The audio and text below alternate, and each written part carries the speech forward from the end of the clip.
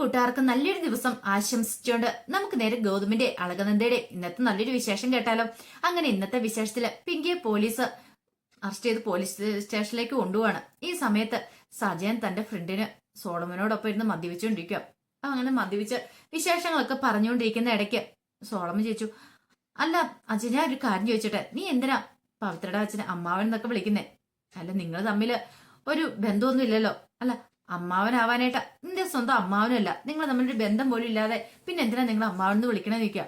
അതോ അത് പണ്ട് മുതലേ അങ്ങനെ വിളിച്ച് ശീലിച്ചാന്ന് പറയണം. പണ്ട് മുതലാ? അല്ല എന്താ കാര്യം? എനിക്ക് ഇതിനെക്കുറിച്ചൊന്നും അറിയില്ല എന്ന് പറയണം.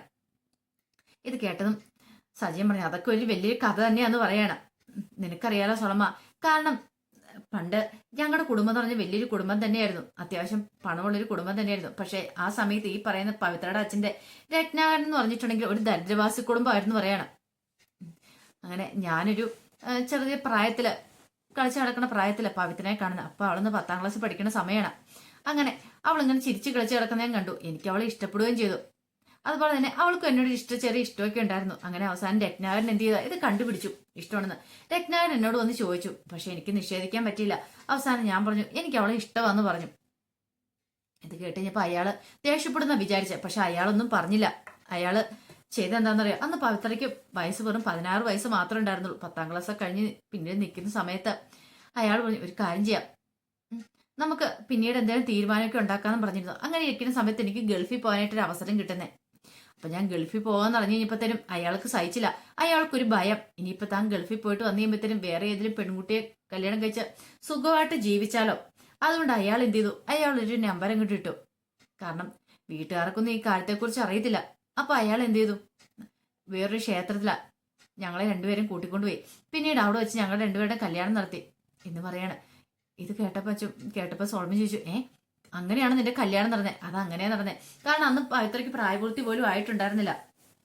പിന്നീട് ഞാൻ ഗൾഫിൽ നിന്ന് തിരിച്ചു വരുന്ന സമയത്ത് ആർഭാടമായിട്ട് കല്യാണം നടത്താം എന്നായിരുന്നു അയാൾ പറഞ്ഞിരുന്നത്. അങ്ങനെ ഞാൻ ഗൾഫിലേക്ക് കയറിപ്പോയി. പക്ഷേങ്കില് എന്ത് ചെയ്യാനാ, അവിടെ ചെന്ന് കഴിഞ്ഞപ്പോഴത്തേനും എൻ്റെ ഒരു കൂട്ടുകാരൻ ചില സാമ്പത്തിക ക്രമക്കേടൊക്കെ നടത്തി. അതിന്റെ പേരിൽ ഞാനും കൂടെ അകത്താണ്ട് വന്നു. 4 വർഷം ഞാൻ ജയിലിൽ കിടന്നേന്ന് പറയാണ്. എന്നിട്ട് എന്ത് ചെയ്യാനാ, ആ സമയത്ത് പവിത്ര എന്തിവരുമായിട്ട് കണക്ഷൻ ആക്കി. അങ്ങനെ പവിത്ര അവന്റെ കൂടെ അങ്ങോട്ട് ഇറങ്ങിപ്പോയി, അത്രേ ഉള്ളൂ. അതിനെല്ലാം കൂട്ടി നിന്ന് ഈ പറയുന്ന ഞാൻ ഈ അമ്മാവെന്ന് വിളിക്കുന്ന രത്നാകരനാന്ന് പറയാണ്. ഓഹോ, അപ്പൊ അങ്ങനെയാണ് കാര്യങ്ങളൊക്കെ. അയാള് ഒരിക്കലും എന്റെ അമ്മാവനൊന്നും അല്ല, പക്ഷെ ചതിക്ക് ചതിന്ന് കേട്ടിട്ടില്ലേ എന്ന് പറഞ്ഞ പോലെ അയാൾക്കൊട്ട് തിരിച്ചടി കൊടുക്കാൻ തന്നെയാണ് വന്നിരിക്കുന്നത്. കടിച്ച പാമ്പിനെ കൊണ്ട് തന്നെ വിഷമറിക്കാൻ വേണ്ടിയാ ഞാനിപ്പോൾ ഇങ്ങോട്ട് വന്നേന്ന് പറയാം. അല്ല നിന്റെ ഉദ്ദേശം എന്താന്ന് ചോദിക്കും. അതൊക്കെയുണ്ട്, എന്റെ മനസ്സിൽ പല ലക്ഷ്യങ്ങളും ഉണ്ട്, അതെനിക്ക് നിറവേറ്റിയേ മതിയാവുള്ളൂ. ഇപ്പോഴാണ് അതിന് പറ്റിയ സമയം. ഇത്രയും കാലം ഞാൻ കാത്തിരുന്നു. ഒരു കാരണവശാലും ഒന്നിനെ ഞാൻ വെറുതെ വിടാനായിട്ട് പോകുന്നില്ല എന്ന് പറയണ. എടാ അതിനിപ്പോ പവിത്രയുടെ കല്യാണം കഴിഞ്ഞില്ലേ, നീ വെറുതെ ലീഗലായിട്ടൊന്നും അല്ലോ, വെറുതെ ക്ഷേത്രത്തിൽ വെച്ചിട്ട് താലി കിട്ടിയതല്ലേ ഉള്ളൂ. അതൊക്കെ എനിക്കറിയാം. ഇപ്പോഴത്തെ ഭർത്താവ് അവളുടെ ലീഗൽ ഭർത്താവായിരിക്കില്ലെന്ന് ചോദിക്കുക, അതും അറിയാം. പക്ഷേങ്കില് ഒരു പണി എനിക്ക് കൊടുക്കണം, വെറുതെ ഇരുന്നിട്ട് കാര്യമില്ല. അതിനുവേണ്ടി ചില തന്ത്രങ്ങളൊക്കെ മെനഞ്ഞിട്ടുണ്ട്, അതാണ് എനിക്കിപ്പോ ചെയ്യേണ്ടതെന്നൊക്കെ പറയണം. സോളമന്റെ കാര്യങ്ങളൊന്നും പിടിയിട്ടില്ല, പക്ഷെ അവന്റെ മനസ്സിൽ എന്തൊക്കെ ഐഡിയകളുണ്ടെന്നൊക്കെ സോളമന് മനസ്സിലാവുകയും ചെയ്തു. സജയൻ അങ്ങനെ എന്തെങ്കിലും ഒരു കാര്യം ചെയ്യുന്നുണ്ടെങ്കിൽ അവന്റെ ഉള്ളിൽ വേറെ എന്തൊക്കെയോ ലക്ഷ്യങ്ങളും ഉണ്ട്, അതുകൊണ്ടാണ് അവനിങ്ങനെ പ്രവർത്തിക്കുന്നത് എന്ന് സോളം വിചാരിക്കുകയും ചെയ്തു. ഈ സമയത്ത് പോലീസ് സ്റ്റേഷനിലേക്ക് പിങ്കിനെ കൊണ്ട് SI വരുവാണ്. SI വന്നു കഴിഞ്ഞപ്പോഴത്തേനും പിങ്കിയോട് അവിടെ മാറി നിൽക്കണേന്ന് പറയാണ്. അപ്പത്തേക്കും ഒരു വനിതാ കോൺസ്റ്റബിൾമാർ അങ്ങനെ 2 പേരും അങ്ങോട്ട് വന്നു. പിന്നീട് പിങ്കിയോട് ചോദിച്ചു, നീ എന്ത് പരിപാടിയെ കാണിച്ചെന്ന് ചോദിക്കുക. കൈയെടുത്ത് നല്ലേടിന്ന് ചോദിക്കുക. ഇത് കേട്ടത് പിങ്കി പറഞ്ഞു, സാറേ ഞാൻ ചെയ്തതിൽ എന്താ തെറ്റിരിക്കുന്ന ചോദിക്കുക. അതെ മര്യാദയ്ക്ക് സംസാരിച്ചില്ലേ ഉണ്ടല്ലോ. ഓഹോ, അങ്ങനെ മര്യാദയ്ക്ക് സംസാരിച്ചില്ലേ എന്നെ ഇപ്പൊ അങ്ങോട്ട് തൂക്കി കൊള്ളുമായിരിക്കും അല്ലേന്ന് ചോദിക്കുകയാണ്. അത് കേട്ടപ്പോ നിനക്ക് ഇച്ചിരി നാക്ക് കൂടുതലാണല്ലോ സാറേ, ഇതാ പറഞ്ഞേ ഇവള് അവിടുന്ന് ഇങ്ങനെയൊക്കെ തന്നെയായിരുന്നു പ്രതികരിച്ചുകൊണ്ടിരുന്നതെന്ന് വനിതാ കോൺസ്റ്റബിൾ പറയണ. അങ്ങനെയാണ് ഇവളെ വെറുതെ വിട്ടിട്ട് കാര്യമില്ല സാറേ. സാറിനൊക്കെ ഒരു വിചാരമുണ്ട്, ഒരു തൊപ്പി തലേ കയറിയിട്ടുണ്ടെങ്കിൽ എന്ത് വായെന്ന് എന്ത് ചെയ്യാന്ന്, അതൊക്കെ വെറുതെയാ സാറേ. ഒരു കാര്യം ഞാൻ പറഞ്ഞേക്കാം, ഇത് ആള് വേറെയാ, അതുകൊണ്ട് മേലാല് എന്നെ ഇങ്ങോട്ട് കൊണ്ടുവരാന്ന് ഇവിടെ കിടത്താന്ന് നിങ്ങൾ വിചാരിക്കണ്ട, എത്രയും പെട്ടെന്ന് തന്നെ ഇറക്കി വിടാന്ന് നോക്കാൻ പറയണം. ഇത് കേട്ട പെസായി പറഞ്ഞു, ഓഹോ നിനക്ക് അത്രയ്ക്ക് അഹങ്കാരമാണോ, എന്നാ നിന്നെ കാണിച്ചു തരാന്ന് പറയണം. സാറേ വേണ്ട, തീക്കളെ സാറ് കളിക്കണേന്ന് പറയണം. അതെ നീ ഒരു കാര്യം ചെയ്യപ്രാമേ, അവിടെ പോയാ വടിയിരിപ്പുണ്ട് ലാത്തിരിപ്പുണ്ട്, അതിങ്ങ് എടുത്തോണ്ടോ, നാളെ കൊടുത്തു കഴിയുമ്പോൾ ഇവിടെ അഹങ്കാരം അങ്ങോട്ട് തീർന്നു പറയണം. ഇത് കിടന്ന് പിങ്കിയൊന്നും ഞെട്ടി, ഭഗവാനെ തനിക്കിട്ട് നല്ല അടിയെങ്ങാനും ഇപ്പൊ കിട്ടുവോ, പെട്ടെന്ന് നിൽക്കണം. അപ്പോഴേക്കും അങ്ങോട്ട് ഗിരിജ ഓടി വരുവാണ്. ഗിരിജ വന്നിട്ട് ചോദിച്ചു, സാറേ എന്താ സാറേ ഇത് എന്റെ പിങ്ങിമോൾ ഒരു തെറ്റും ചെയ്തിട്ടില്ലെന്ന് പറയാ. ഒരു തെറ്റും ചെയ്തിട്ടില്ല പോലും, എന്നിട്ടാണോ ഒരു പോലീസുകാരന്റെ കർണം അടിച്ച് പൊട്ടിച്ചെന്ന് ചോദിക്കുക. അത് പിന്നെ സാറേ പിങ്കിമോളുടെ കയ്യിൽ എന്താ തെറ്റിരിക്കുന്നത്? തെറ്റായിട്ടൊന്നും ഇല്ലല്ലോ. ആ വണ്ടി പാർക്ക് ചെയ്യുന്ന ചൊല്ലിയുള്ള പ്രശ്നങ്ങളാണ്.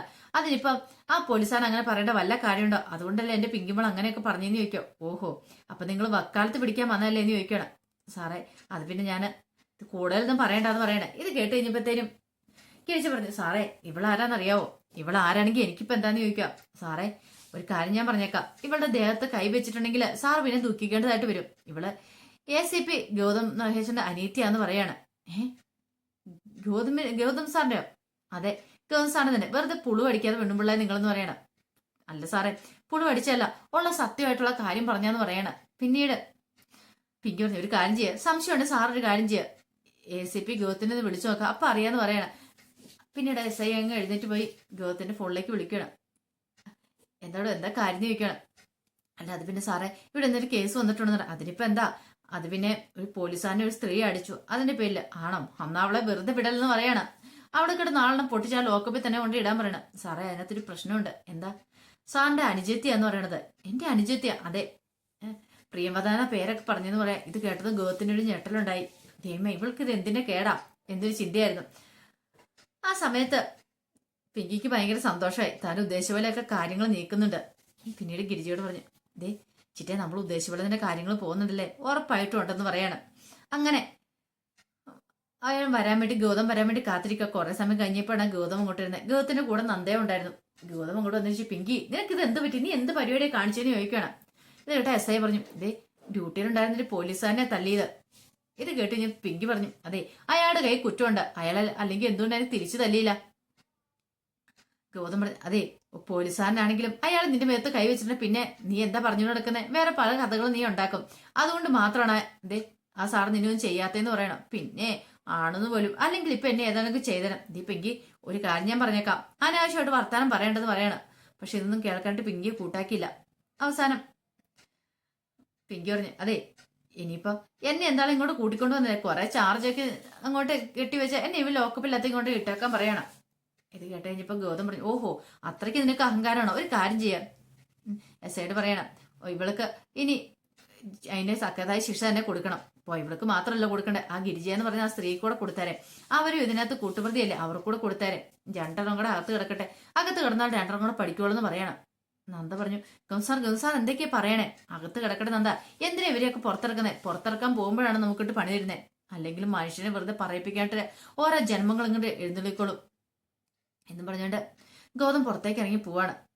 ഈ സമയം നന്ദയ്ക്ക് എന്ത് ചെയ്യണമെന്ന് അറിയത്തില്ല. നന്ദയ്ക്ക് വല്ലാത്ത ടെൻഷനായിപ്പോയി. ഒരു പക്ഷേങ്കില് ഇനിയിപ്പം ഇവളിനി എന്താ കാണിച്ചു കൂട്ടാൻ പോകുന്നതെന്ന് അതും ചിലപ്പോൾ പറയാനായിട്ട് പറ്റില്ല. ആ സമയം അരുണാണെങ്കിൽ ആ പാടെ ടെൻഷനാ. അരുൺ നേരെ പവിത്ര അടുത്തേക്ക് എല്ലുവാണ്. പവിത്ര അടുത്ത് എന്നിട്ട് പറഞ്ഞു, എന്നാലും നീ ഇത്രയ്ക്ക് കോമഡി ഇറക്കും ഞാൻ വിചാരിച്ചില്ലെന്ന് പറയാം. എന്ത്? അല്ല നീയല്ലേ പറഞ്ഞ നീ എന്ത് കോമഡി ഇറക്കിയത്? ഇവിടെ ACP എന്റെ ഏട്ടൻ ഗൗതമുണ്ട്. ആ സമയത്താ നീ പറയുന്നത് നിന്റെ അച്ഛനെ കൂടി നീ ഒരു പരാതി കുടിപ്പിക്കൂന്ന്. ഇത് വല്യമ്മയ്ക്കും എന്റെ അമ്മയ്ക്കും എതിരെ. അത് വലിയൊരു കോമഡി തന്നെയല്ലേ നിൽക്കും. ഇതേട്ടൻ പവിത്ര പറഞ്ഞു, അതിനകത്ത് എന്താ കോമഡി ഇരിക്കുന്നത്? ഗാർഹിക പീഡനത്തിനോട് കേസ് കൊടുത്താണ്ടല്ലോ അകത്ത് പോയി കിടക്കുന്നതാണെന്ന് പറയണം. പെട്ടെന്ന് അരുണൻ ഞെട്ടി. പവിത്ര നിനക്ക് ഇത് എന്ത് പറ്റി? നീ എന്തിനാ ഇങ്ങനെയൊക്കെ പറയണെന്ന് ചോദിക്കാം. ദേ എന്നെ നാണം കെടുത്തിയതും പോരാന്ന് പറഞ്ഞിട്ട് പവിത്ര അവിടെ ദേഷ്യപ്പെടുവാണ്. എന്റെ അച്ഛൻ പരാതി കൊടുക്കുമെന്ന് പറഞ്ഞാൽ കൊടുക്കുമെന്ന് പറയാം. ഓഹോ നിന്റെ അച്ഛൻ പരാതി കൊടുക്കും, അന്നത് കാണണമല്ലോ എന്ന് പറയണം. അന്ന് ഇപ്പൊ ഞാൻ വിളിക്കാന്ന് പറഞ്ഞുകൊണ്ട് വിളിക്കുവാണ്. അങ്ങനെ രത്നാനെ വിളിച്ച് രത്നാനെ കിട്ടി ചെയ്യുമ്പോൾ പവിത്ര പറഞ്ഞു, ഞാൻ ദേ അരുണേട്ടൻ്റെ കൈ കൊടുക്കാന്ന് പറയണം. അങ്ങനെ കോള് കൊടുത്തു. കോളെടുത്ത് ഫോണ് ചെവിയോട് വെച്ച് ഒരു ആട്ടാണ് അങ്ങേ തലത്തിൽ രത്നാരം ചെയ്തത്. എടാ നീ നിന്റെ അമ്മയും അവിടെയുള്ള എല്ലാരും കൂടെ ചേർന്നിട്ട് എന്റെ മോളെ അവിടെ ഇട്ട് പീഡിപ്പിക്കുമല്ലേ? എന്നിട്ടൊരു പണി ഞാൻ തരുന്നുണ്ട്, ഉറപ്പായിട്ടും കണ്ടു. നീ കാത്തിരുന്നോളാനൊക്കെ പറയണം. അരുണാണെങ്കിൽ എന്ത് ചെയ്യണമെന്ന് അറിയത്തില്ലാത്തൊരു വല്ലാത്തൊരു അവസ്ഥയായിപ്പോയി. ഇനിയിപ്പം പറഞ്ഞിട്ട് കാര്യമില്ലോ. ആ സമയത്ത് എന്ത് ചെയ്യണം? നന്ദ പിങ്കിയുടെ അടുത്ത് പിങ്കി നിനക്ക് ഇത് എന്ത് പറ്റി? നീ എന്ത് പരിപാടിയെ കാണിച്ചേ? ഇതിന്റെ വല്ല കാര്യം ഉണ്ടായിരുന്നോ? വെറുതെ ഒരു പ്രശ്നങ്ങളൊക്കെ ഉണ്ടായി കൂട്ടാനായിട്ട്. അതെ പ്രശ്നങ്ങൾ ഉണ്ടായി കൂട്ടിയതാ. എന്തിനാന്നറിയാവോ? നീയും ഗൗതമും കൂടെ എനിക്കൊരു നല്ല പണിയല്ലേ തന്നെ. എന്നെ അങ്ങനെ താഴത്തെ മുറിയിലേക്കാക്കി. ഞാൻ ആ കുടുംബത്തിൽ ആരും അല്ലാത്ത പോലെ ആക്കി. എല്ലാം നീയും അവൻ ചേർന്നിട്ടാ. പക്ഷെ ഇതങ്ങനെ വെറുതെ വിടാൻ ഉദ്ദേശിച്ചിട്ടില്ല. അപ്പൊ നിനക്കൊരു പണി തരാൻ തന്നെയാ ഞാൻ ഇങ്ങനെയൊക്കെ കാണിച്ചു കൂട്ടിയെന്നൊക്കെ പറയണം. ഇതെല്ലാം കേട്ട് കഴിഞ്ഞപ്പോഴത്തേനും എന്ത് ചെയ്യണം എന്നറിയ അവസ്ഥയായി നന്ദയ്ക്ക്. നന്ദയോട് പിങ്കി പറഞ്ഞു, ഇപ്പൊ ആരാ നന്ദ ജയിച്ചിരിക്കുന്നത്? ഞാനല്ലേ. കാരണം ഞാൻ ലോക്കപ്പിലേക്ക് പോയിട്ടുണ്ടെങ്കിൽ അനുഭവിക്കാൻ പോകുന്നത് നീയായിരിക്കും. കാരണം നിന്റെ കുഞ്ഞാണ് എന്റെ വയറ്റ് വളരുന്നത്. ആ കുഞ്ഞാണ് പോലീസ് സ്റ്റേഷനിൽ ലോക്കപ്പിൽ തണുത്ത് പറിച്ച് കിടക്കാനായിട്ട് പോകുന്നത്. എന്ത് വേണമെന്ന് നിനക്ക് തീരുമാനിക്കാം. ഈ പിങ്കിയോട് കളിച്ചിട്ടുണ്ടെങ്കിൽ എങ്ങനെ കളി കിട്ടും നിനക്ക് മനസ്സിലായില്ലെന്ന് നിൽക്കുകയാണ്. ഇത് കേട്ട നന്ദയ്ക്ക് എന്ത് ചെയ്യണം നടത്തില്ല. നന്ദ വല്ലാത്തൊരവസ്ഥ നിൽക്കുകയാണ്. കാരണം പിങ്കി ചതിയപ്പെടുത്തിയിരിക്കുകയാണ്. പിങ്കി മനഃപൂർവ്വം കരുതി കൂട്ടി ഉണ്ടാക്കിയൊരു കള്ളക്കഥയൊക്കെയത്. കാരണം അവൾക്ക് ഇപ്പൊ എങ്ങനെയെങ്കിലും അവളുടെ ആഗ്രഹങ്ങളൊക്കെ സാധിച്ചെടുക്കണം. അപ്പൊ അതിനു വേണ്ടിയിട്ടുള്ള നാടകം വന്ന് പിങ്കിക്ക് നന്ദയ്ക്ക് മനസ്സിലാവുകയും ചെയ്തു. പിന്നീട് അരുന്ധതി മോഹിനിയോട് സംസാരിച്ചുകൊണ്ടിരിക്കുക. ഈ സമയം അരുന്ധതി പറഞ്ഞു, എന്റെ മോഹിനി എന്നാലും എന്തൊക്കെയാ നടന്നുകൊണ്ടിരിക്കുന്നത്? ഇത്രയും കാലം പാവത്തനെ പോലെ ഇരുന്നോണ്ടിരുന്ന പവിത്രയായിരുന്നു. എത്ര പെട്ടെന്ന് അവൾക്ക് മാറ്റങ്ങളൊക്കെ ഉണ്ടായതല്ലേന്ന് ചോദിക്കുക. അത് ശരിയാ, പക്ഷെ ഇതങ്ങനെ വെറുതെ വിട്ടിട്ട് കാര്യമില്ല. അങ്ങനെ വെറുതെ വിട്ടിട്ടുണ്ടെങ്കിൽ അവൾ ഇനിയും നമ്മുടെ തലയിൽ കയറി നിറങ്ങും. അവൾക്ക് അതിന്റെ തക്കസായ ശിക്ഷ കൊടുക്കണമെന്ന് പറയാം. ഇപ്പൊ എന്ത് കൊടുക്കാനാ? അവളോട് പറഞ്ഞിട്ട് വല്ല കാര്യമുണ്ടെന്ന് എനിക്ക് തോന്നുന്നില്ല എന്ന് പറയണം. ഇത് കേട്ടതും അരുന്ധതി പറയാം, അത് ശരിയാ. അപ്പോഴേക്കാണ് അരുൺ ആകെപ്പാട് സമനില ഏറ്റുപോലെ അങ്ങോട്ട് വരുന്നത്. അപ്പൊ അരുൺ നോക്കിക്കഴിഞ്ഞപ്പോ അരുന്ധതിയും മോഹിനിയോട് സംസാരിച്ചുകൊണ്ടിരിക്കുക. അരുന്ധതി പറഞ്ഞു, ഒന്നെങ്കിൽ ഭർത്താവ് പറയുന്ന അനുസരിച്ച് അവൾ നിൽക്കണം, അല്ലെങ്കിൽ അവളെ നിലയ്ക്ക് നിർത്താനുള്ള കഴിവ് ഭർത്താവിനുണ്ടായിരിക്കണം. ഒന്ന് പറഞ്ഞ് രണ്ടാമത്തെ അടി കൊടുത്ത് അവളെ അവിടെ ഇരുത്താനായിട്ട് പറ്റണം. ഇത് പക്ഷെ അരുണിനെ ഒന്നുമില്ല. പിന്നെ പറഞ്ഞിട്ട് കാര്യമില്ല, അവളെ മാത്രം പറഞ്ഞിട്ട് കാര്യമില്ല. അവളെ നിലയ്ക്ക് നിർത്താനായിട്ട് അരുണിന് സാധിക്കുന്നില്ല. അതിപ്പോ ആരുടെ കുഴപ്പമാണെന്ന് മോഹിനിയോട് ചോദിക്കുക. അപ്പൊ അതിന്റെ വിശേഷങ്ങളൊക്കെയാണ് നമ്മൾ കണ്ടത്. ഇതിന്റെ ബാക്കി വിശേഷങ്ങളുമായിട്ട് വൈകുന്നേരത്തെ പ്രമോയി വരാട്ടോ. ഒരിക്കൽ കൂടി എല്ലാവർക്കും നല്ലൊരു ദിവസം ആശംസിച്ചുകൊണ്ട് നിർത്തുന്നു. നന്ദി.